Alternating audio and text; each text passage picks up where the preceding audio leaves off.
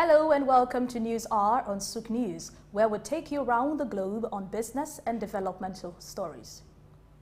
In the news, IMF adjusts Nigeria's growth forecast amid economic challenges.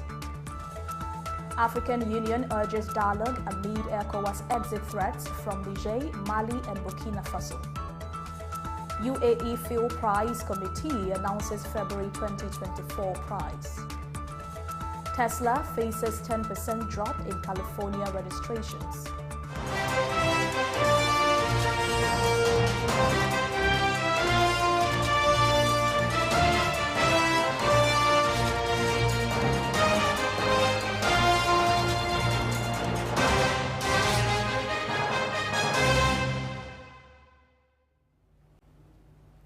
Welcome again to News Hour. I'm Adesua Iramoseli.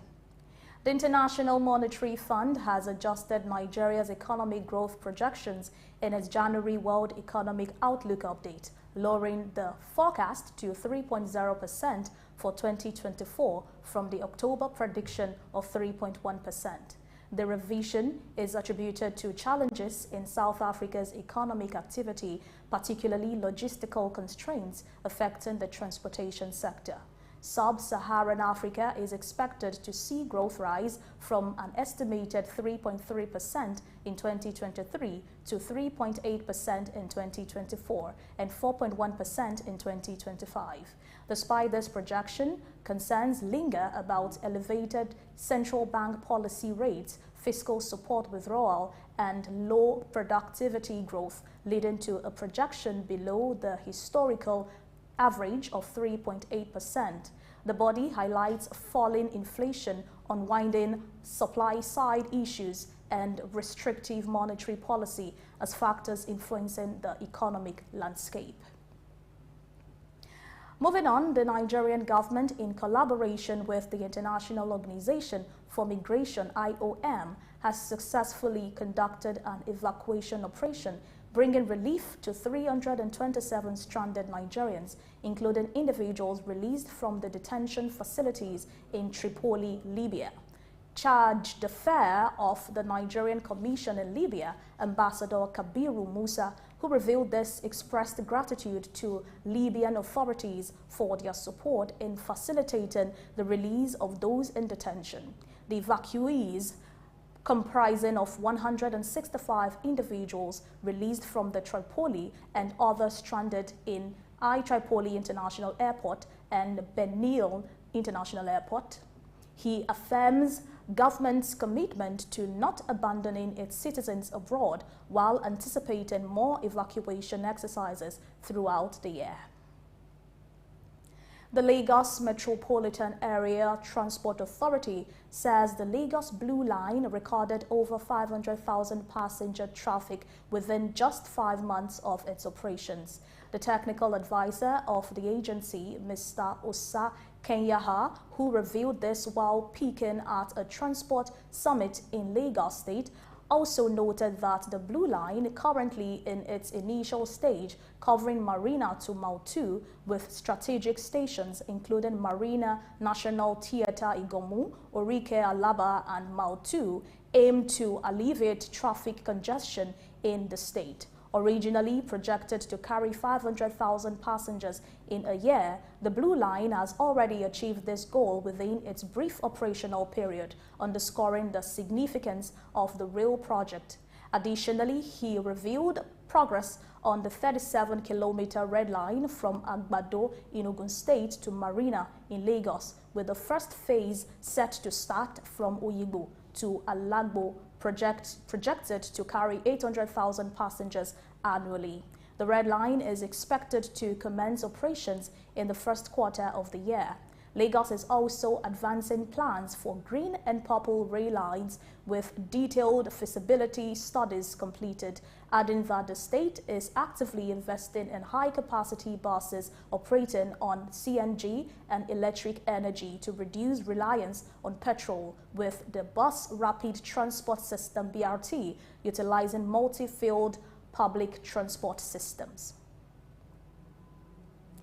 A former president of the Nigerian Bar Association (NBA), Chief Olisa Agbakoba, has called for the review of Section 16 of the Nigerian Constitution to clarify Nigeria's economic ideology, as most of Nigeria's private capital was dead or inactive due to a lack of infrastructure supporting capital flows in a developing economy. It said that there was the need to develop a legal framework to activate private capital for development. Chief Agbakoba also recommends the unbuilding of the Central Bank of Nigeria by creating two new institutions, Prudential Regulatory Authority and Financial Conduct Authority, to enhance bank performance. He also recommends the setting up of a one-stop revenue collection titled National Revenue Authority.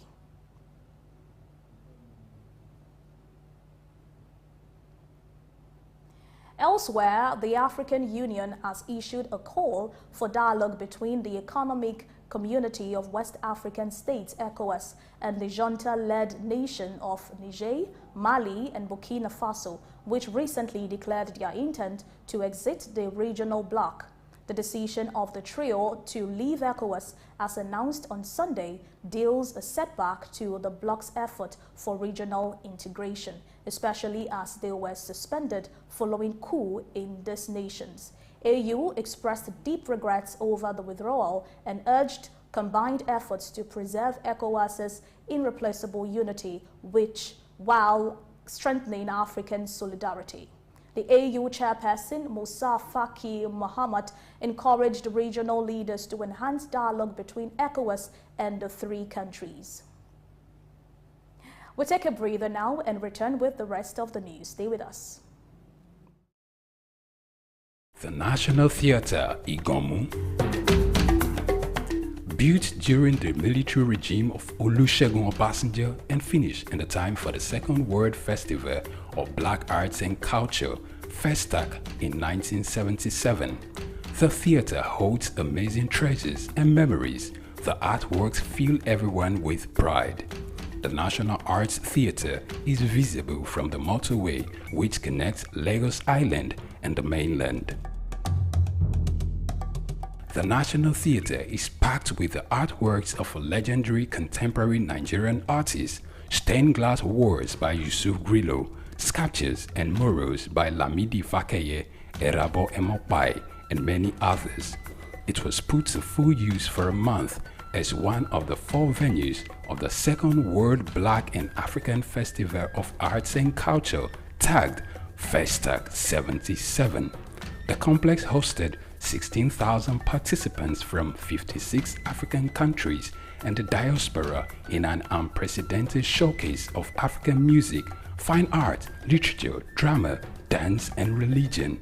The National Art Theatre was built and designed by Techno Experts Troll, a Bulgarian company mirroring the Palace of Culture and Sports in Varna, Bulgaria. Completed in 1976, the building is one of the largest and most beautiful of its kind on the African continent. It consists of a central hall with 5,000 seats, a collapsible stage that can be quickly rebuilt, a conference hall with 1,600 seats, 2 large exhibition halls, and 2 cinemas with 800 seats each. The theatre complex has a dressing room for artists, a garage, offices, coffee bars, and a buffet. It has indoor TV and radio systems, as well as booths with facilities for simultaneous translation of languages and hectares of lush green lawn around. The majestic structure sits in Igomu like a quiet mountain, mesmerizing visitors and passers-by. The National Theatre, Souq Enlightenment.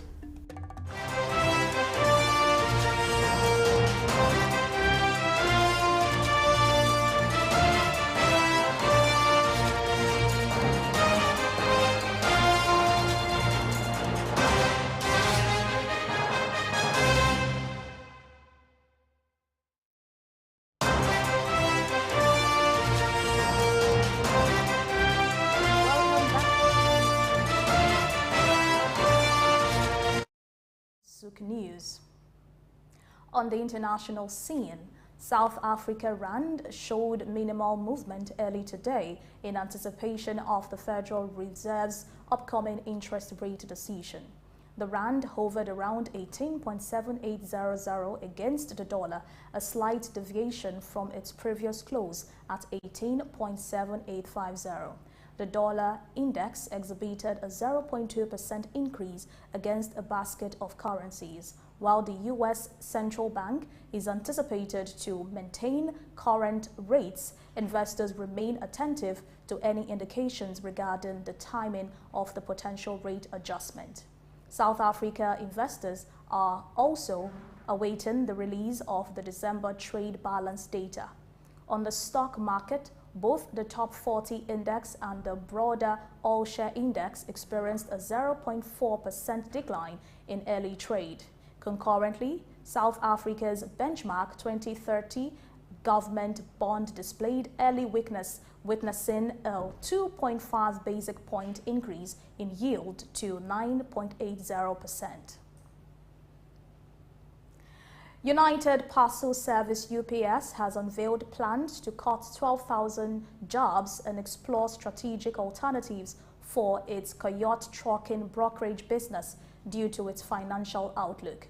Following a forecast of full-year revenue below Wall Street expectations, UPS saw an 8% drop in shares to $145.32 on the New York Stock Exchange. CEO Carol Tom emphasized cost-cutting measures of $1 billion amid a challenging year with a decline in volume, revenue, and operating profit across all segments. He expressed a goal to find a more efficient approach for the low-margin services offered by Coyote, which experienced a significant revenue decline since the peak of the COVID-19 pandemic.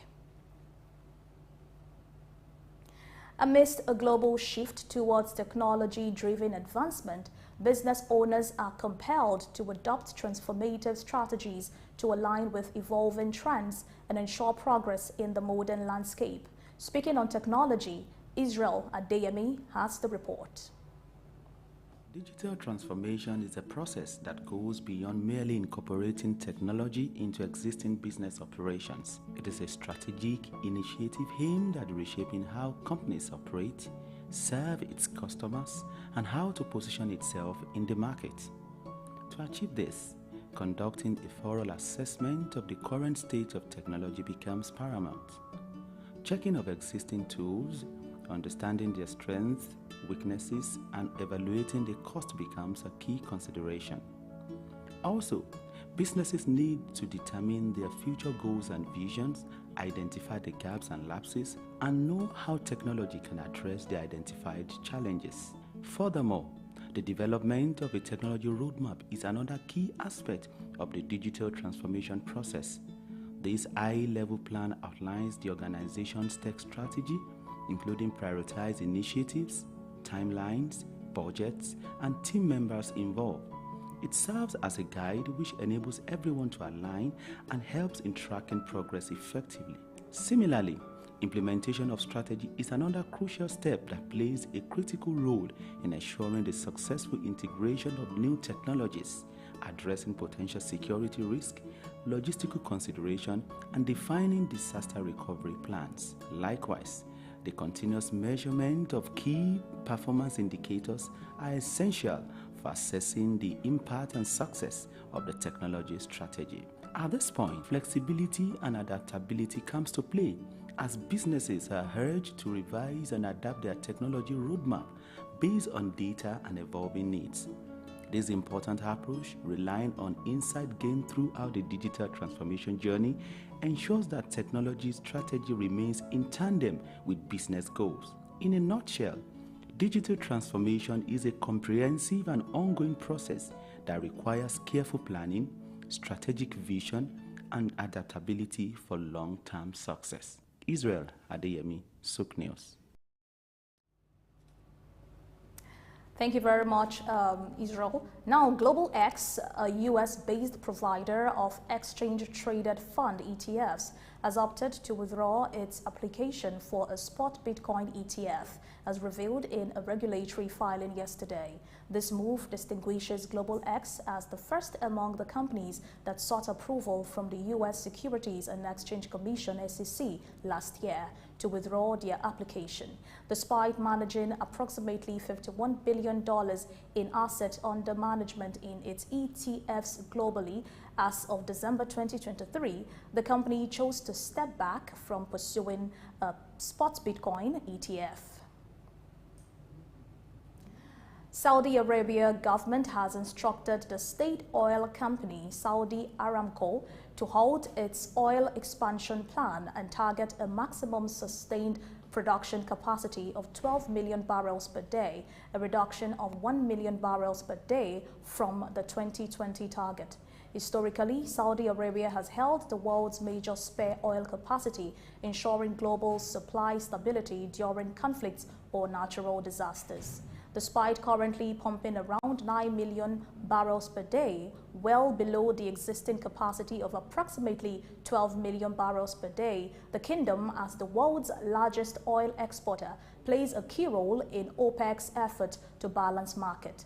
Aramco, which with a spare capacity of 3 million barrels per day, remains flexible to adjust output based on market needs.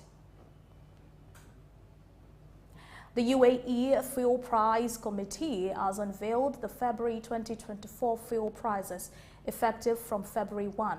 In the upcoming month, Super 9 petrol will be priced at $0.78 per litre, reflecting a slight increase from January's $0.77.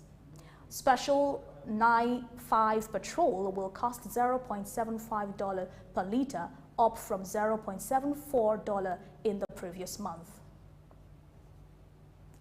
In a bid to enhance businesses' engagement with freelance services, Fiverr, a freelance marketplace, is embracing artificial intelligence and an AI-enhanced homepage as part of its recent product expansion.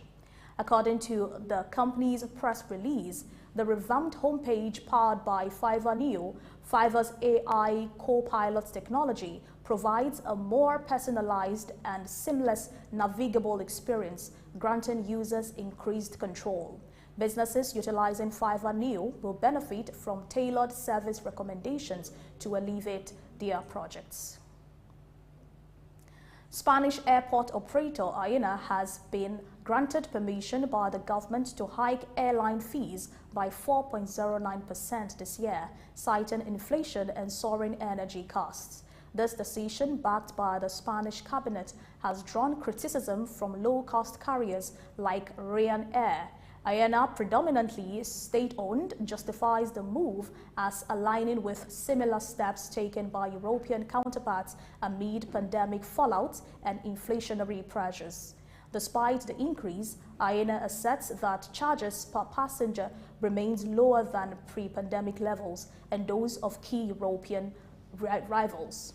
Ryanair, the primary airline in Spain, has however expressed disappointment, having anticipated fee stability until 2026.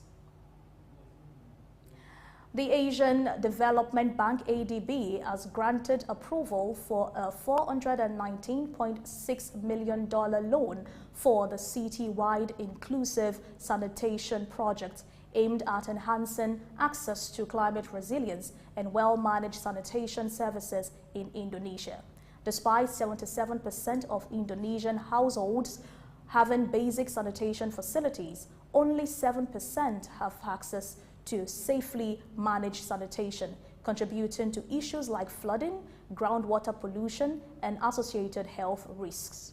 According to the bank's country director, Jiro Tominaga, the project emphasizes enhancing fecal sludge management, regulatory frameworks, and operational efficiency for sanitation service operators.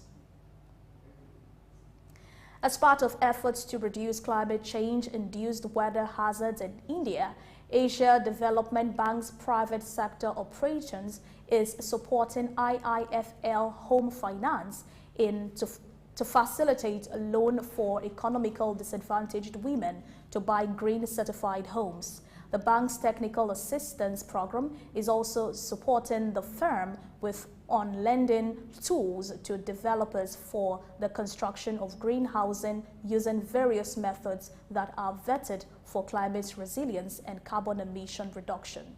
While noting that green housing involves the use of recycled materials, conservation of water and processing of garbage within the society, the Director General of Private Sector Operations Department in the bank noted that the bank is already working on transformative climate actions, and this supporting access to affordable green housing for women in India is one example of how the bank private sector supports decarbonization and climate resilience. We'll take a breather and return with more stories. Stay with us. My name is Dr. Agility Obi. My name is Etemere Glover. Naomi, well done, and shout out to Souq News. Shout out to Souq News. I want to encourage everyone to keep watching Souq News. Shout out to Souq News, and yes, tune into them. Keep watching Souq News. They are one in town. Hey, we're watching Souq News. Keep watching Souq News. Keep watching Souq News. Catch them on YouTube and all social media channels. Hey, my name is Frank Edowo, and I'm imploring you. No, forget that. I am forcing you, coercing you to always stay tuned to Souq News for your news requirements.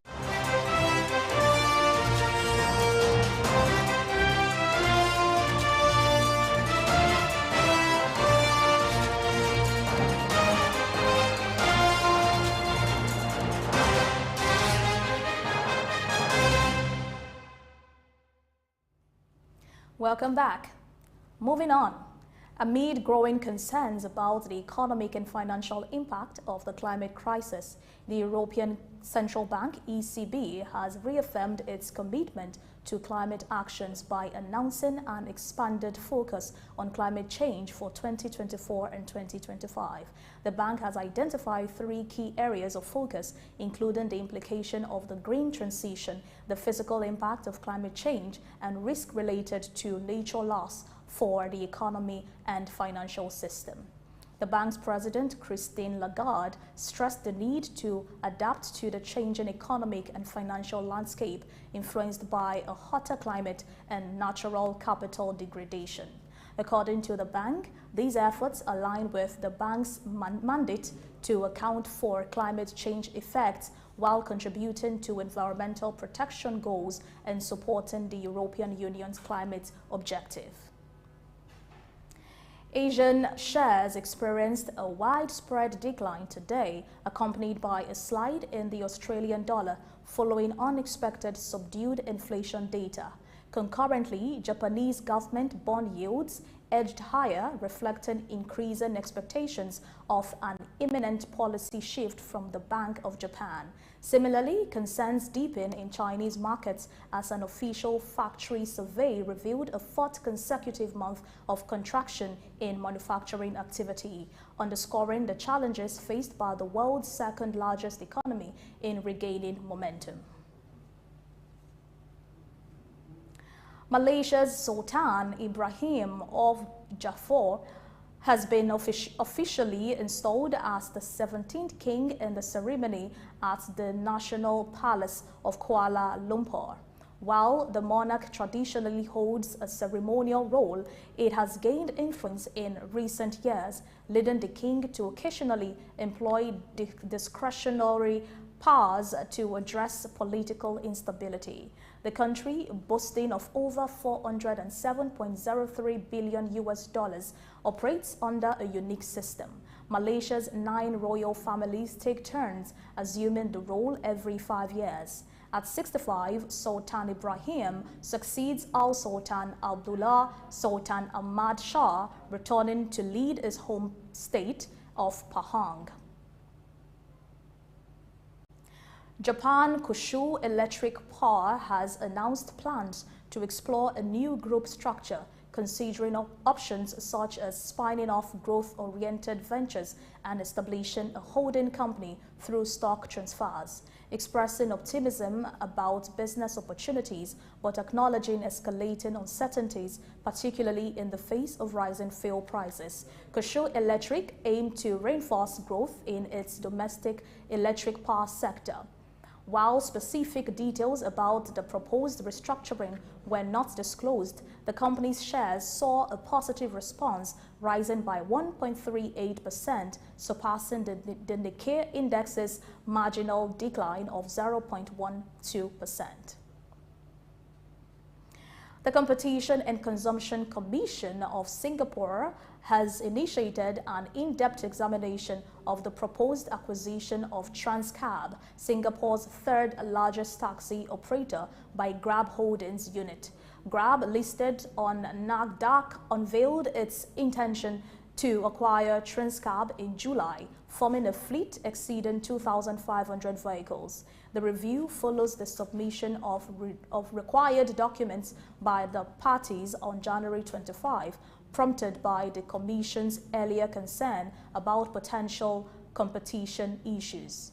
The Commission, in a statement, highlighted its need to assess the deal's impact throughout, stressing that Grab's proposed 2-year time frame for addressing competition concerns was insufficient. In the last quarter of 2023, Tesla experienced a 10% drop in vehicle registrations in California, marking the first decline in over 3 years in this crucial market of electric car manufacturers. According to data from the California New Car Dealer Association, Tesla registered 47,592 vehicles compared to 52,782 the previous year. The last time Tesla experienced a year-on-year registration decline in California was in the third quarter of 2020 during the COVID-19 pandemic. California represents around 10% of Tesla's global deliveries. Despite a global sale record in the fourth quarter, Tesla attributed the drop in California to high interest rates affecting monthly payments, promoting price reduction. 8 teams have secured their spot in the quarterfinals of the ongoing African Cup of Nations, showcasing a mix of surprises and historic moments. Angola, after a convincing victory over Namibia, is set to face Nigeria, a tournament favorite, in a highly anticipated clash. Meanwhile, Cape Verde, latest penalty against Senegal, secured their place in the quarterfinals, marking their second appearance at this stage in the competition's history. Guinea made a dramatic entry into the last 8 with a last-minute win against Equatorial Guinea, achieving a historic milestone as they had never won a Nations Cup knockout tie. Similarly, the Pharaohs of Egypt faced an upset from DR Congo in a penalty shootout, while South Africa shocked Morocco to secure their quarter-final berth. Before we call it a wrap, let's take a look at the major highlights from the bulletin. IMF adjusts Nigeria's growth forecast amid economic challenges. African Union urges dialogue amid ECOWAS exit threat from Niger, Mali and Burkina Faso. UAE Fuel Price Committee announces February 24 prices. Tesla faces 10% drop in California registrations in the third quarter of 2023. And that's it on News Hour. I'm Adesua Iremosele. Many thanks for watching.